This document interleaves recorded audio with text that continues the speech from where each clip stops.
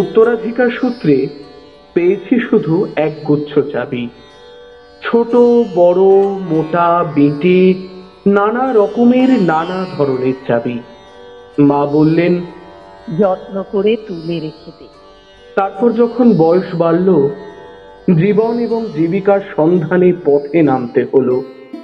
পকেটে সম্বল শুধু সেই একগুচ্ছ চাবি, ছোট বড় মোটা বেঁটে নানা রকমের নানা ধরনের চাবি।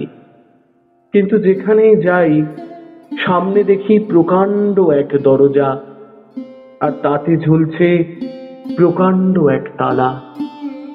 পকেট থেকে চাবির গুচ্ছ বের করি, এ চাবি সে চাবি ঘোরাই ফেরাই, লাগে না, খোলে না। ক্লান্ত হয়ে ঘরে ফিরি। মা দেখেন আর হাসেন, বলেন, ওরে, তোর বাবার হাতেও ওই চাবি দিয়ে ওই দরজাগুলো খোলেনি। শুনেছি নাকি তার বাবার হাতে খুলতো। আসল কথা কি জানিস? ওই সব চাবিগুলো হলো সততার, সত্যের, যুক্তি, নিষ্ঠা। আজকাল ওই চাবি দিয়ে এসব দরজা খোলে না। তবু তুই ফেলে দিস না, যত্ন করে তুলে রেখে দিস।